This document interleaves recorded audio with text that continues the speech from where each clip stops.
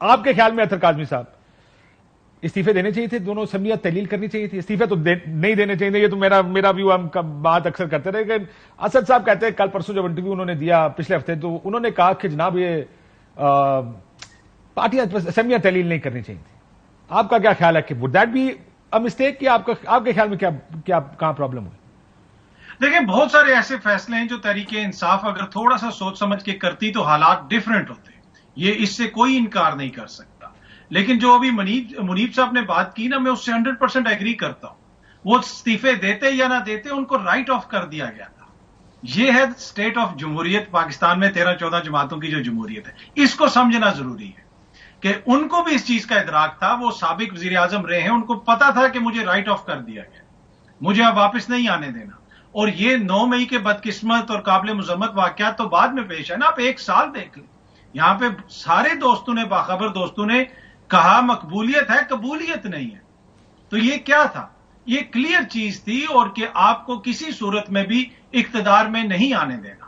پھر اب جو ان کی پولیٹیکل اسٹریٹجی ہے، اب آپ اس چیز کو مد نظر رکھ کے دیکھیں کہ پھر انہوں نے اپنی میں کہوں گا اطہر بھائی سے معذرت کے ساتھ کہ ان کو رائٹ آف کیا گیا اس لیے نہیں کہ وہ حاجی ثناء اللہ تھے، جو پنگے انہوں نے لیے تھے اس کی وجہ سے کیا گیا. وہ پنگے تو سارے ہی لیتے ہیں. اور سر پنگے لینے والے اور چوتھی باری وزیر اعظم بھی بننے لگے نہیں، یا سوچ رہے ہیں وہ ہوتے جان کے جب بھول جائے گا سب کچھ. ایسے نہیں، میں کہا سسٹم دا ٹیسٹ، تسی کہہ سو سسٹم انسٹیٹیوشنل میموری، سسٹم ہی ٹیسٹ ہوگا کہیں نہ کہیں. میں اس پہ بھی آ رہا ہوں. تو یہ دیکھیں، پھر انہوں نے اپنی سیاست کو اس حالات کے مطابق موڑا کہ اب لیکن یہ بتائیں، میں اگین کیونکہ میں ذرا ڈیبیٹ، یہ آپ کی بات ریکارڈ پہ آ گئی کہ اگر یہ کاٹے لگ گئے تھے، جو کہ ہمارے سسٹم میں بڑی ایک عجیب بات ہے لیکن ہوتی ہے کہ مطلب کوئی بھی کہنا کہ کاٹا لگ گیا.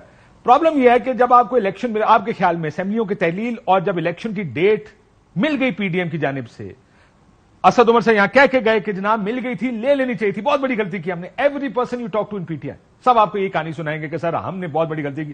ایک ماحول بدل جاتا ہے، الیکشن کی ماحول کی طرف معاملہ چلا جاتا ہے. لیکن لوگ پلان کچھ بھی کریں، آپ کا کام ہوتا ہے اس پلان کو کاؤنٹر کرنا، اس کو کسی طرح ڈسرپٹ کرنا، اس کو ختم کرنا.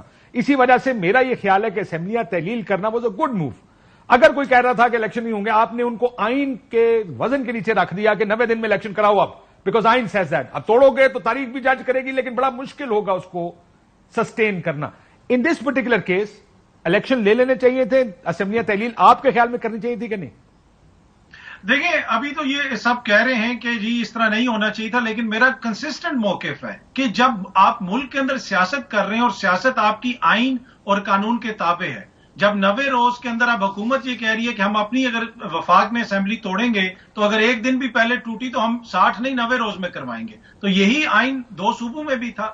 تو اب جس طریقے سے یہ نظام اور یہ لوگ ایکسپوز ہوئے، اگر وہ اسمبلیاں نہ توڑی جاتی تو کبھی بھی یہ چیزیں اس طرح ایکسپوز نہ ہوتی. وہ تو بات میں پہلے میں کہا آپ کے خیال میں فیصلے ٹھیک تھے؟ نہیں، میرے خیال میں آئین اور قانون کے مطابق بالکل فیصلے. اور الیکشن کی ڈیٹ لینی چاہیے تھی؟ نہیں، الیکشن کی ڈیٹ انہوں نے اس طرح دے نہیں رہے تھے. دیکھیں یہ میں دے رہے تھے، وہ لکھ کے دینی تھی. میں آپ کو ایک بات بتاؤں، یہ بات اس وقت سے ہمیں پتا تھی، آپ کو میں اپنے پروگرام نکال کے دے دیتا ہوں. مجھے تو یہ بھی کہا گیا کہ 30 جون کی ڈیٹ بھی سامنے آئی ہے لیکن اتنی فارملی نہیں آئی. 30 جولائی کی ڈیٹ فارملی ہمیں دے دی گئی تھی. میں آپ کو واقعات سنا دیتا ہوں. ایک بڑے سینئر رہنما کراچی سے فلائٹ لے کے اسلام آباد آ رہے تھے، ان کو کہا گیا آپ لاہور پہنچے. ایک وفاقی وزیر کے گھر میٹنگ تھی، جناب یہ ڈیل اگریمنٹ باہر سے ہمیں آرڈر آ گیا لندن سے، آپ اس وقت الیکشن کی ڈیل لے لیں ہم سے.